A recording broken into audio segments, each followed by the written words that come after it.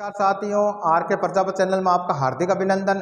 आज का जो हमारा विषय है कक्षा 10 गणित एनसीईआरटी का सिलेबस है। राजस्थान माध्यमिक शिक्षा बोर्ड अजमेर द्वारा जो संचालित पाठ्य पुस्तक है कक्षा 10 की गणित के अंदर जो प्रश्नावली है 4 द्विघात समीकरण का हमने 4.1, 4.2 और 4.3 के सारे क्वेश्चनों को सोल्व किया।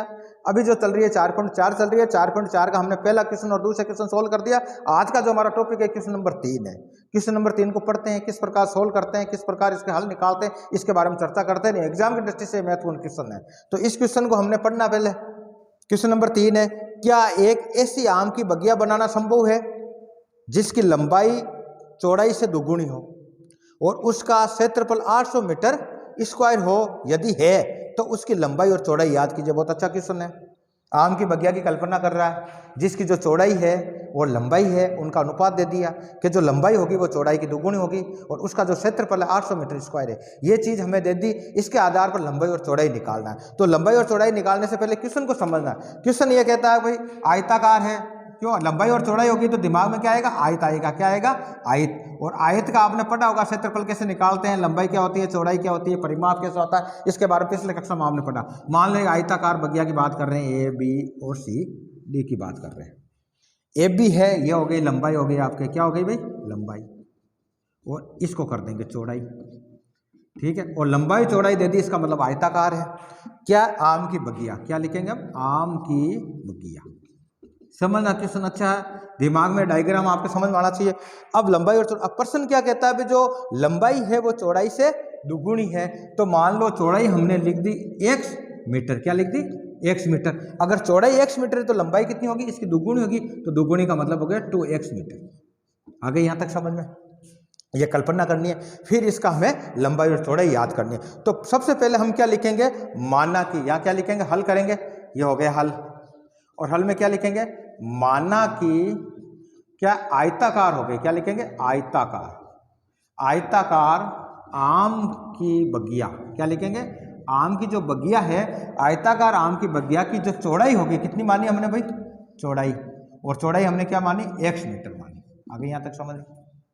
अब प्रश्न अनुसार उसकी लंबाई क्या होगी? चौड़ाई से दोगुनी होगी। तो हम लिखेंगे प्रश्न अनुसार। क्या लिखेंगे? अपने मन से नहीं, जो प्रश्न कह रहा है उसका आधार। प्रश्न अनुसार आयताकार। क्या लिखेंगे? आयताकार आम की बगिया। क्या हो गई? बगिया। और बगिया की क्या लिखेंगे? लंबाई। ये हो गई लंबाई। तो लंबाई कितनी हो गई भाई? जो चौड़ाई है उसकी दुगुनी है। तो चौड़ाई कितनी है? x है, तो ये हो गई 2x मीटर।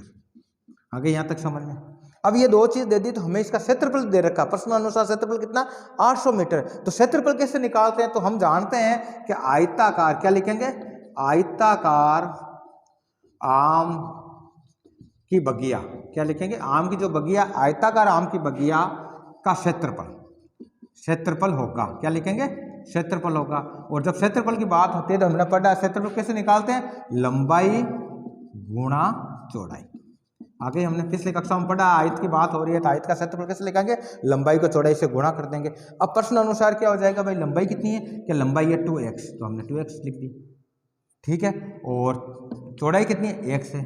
ये भी मीटर में है और ये भी मीटर में। ये नोट करना, आप यूनिट हमेशा लिखना। जब आप इकाई नहीं लिखोगे तो प्रश्न गलत हो जाएगा आपके। तो अब इनको गुणा कर दिया हमने। क्या होगा? 2 को 2 से किया, 2 आ गया। अब देखो x और x को गुणा करेंगे तो नोट करना आप, ये तो हो गया। अंक को पहले करते थे, यहाँ 1 है यहाँ 2 है, तो 2 से किया तो 2 आ गया। अब x को 1 से गुणा करते तो घातें जुड़ती है। तो कहने का मतलब ये हो गया x स्क्वायर। और अगर x स्क्वायर लिख दिया और ये भी यूनिट भी इसमें गुणा होता है तो मीटर स्क्वायर। ये समझना, यूनिट आपको लिखना। जब आप यूनिट लिखोगे तभी आपका क्वेश्चन सही माना जाएगा। तो हम लिखेंगे इसका जो क्षेत्रफल होगा कितना का? 2x। ये हो गया। अब प्रश्न के अनुसार ये क्या दे रखा है? तो हम लिखेंगे प्रश्न अनुसार।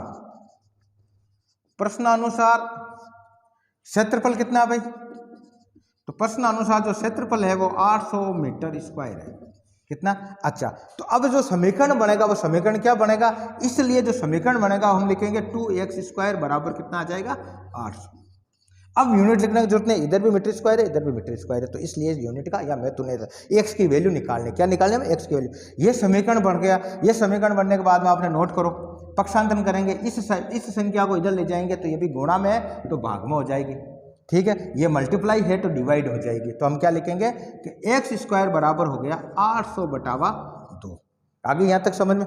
अब देखो 2 से काटो आप 2 से काटेंगे 4 बार और 0 0। तो कहने का तात्पर्य यह हो गया एक्स स्क्वायर बराबर आ गया हमारे 400। यहाँ तक समझे।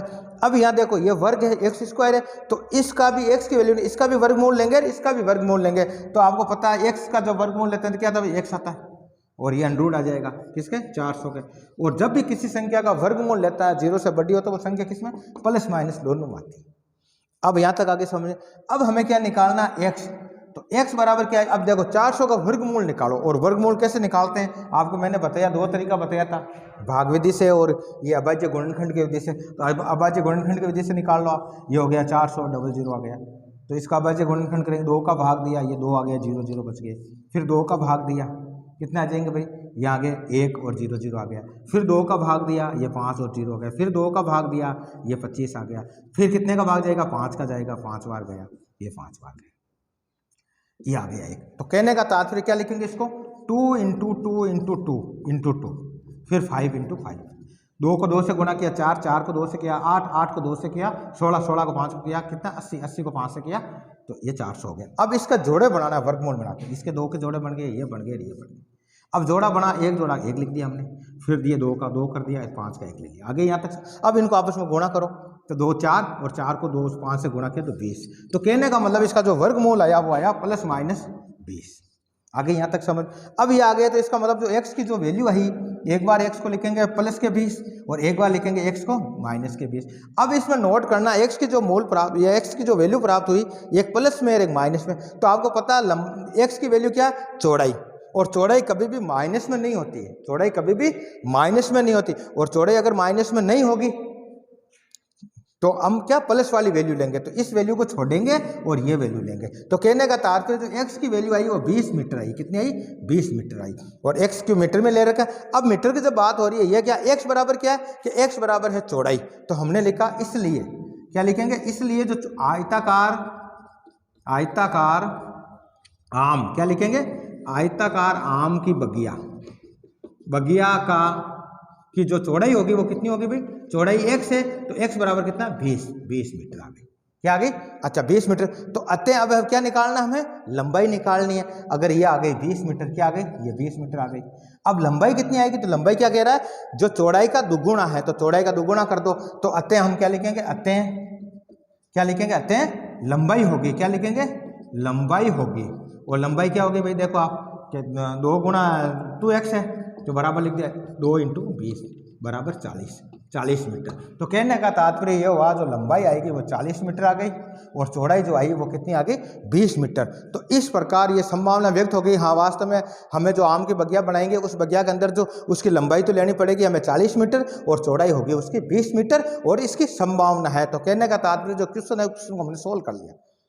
क्या ऐसी कल्पना, ये संभावना है, तो संभावना है, कहने का तात्पर्य हुआ इस प्रकार का आम की बगिया हम बना सकते हैं, जिसकी जो लंबाई हमें कितनी करनी पड़ेगी, 40 करनी पड़ेगी, चौड़ाई कितनी करेगी, 20 मीटर करनी पड़ेगी, लंबाई होगी उसकी 40 मीटर। तो इस प्रकार इस क्वेश्चन को हमने सोल्व किया, अच्छे से समझा। इस प्रकार का क्वेश्चन एग्जाम की दृष्टि से महत्वपूर्ण है। अगले वीडियो में अगला क्वेश्चन लेकर आएंगे और आपको समझाने का प्रयास करेंगे। धन्यवाद।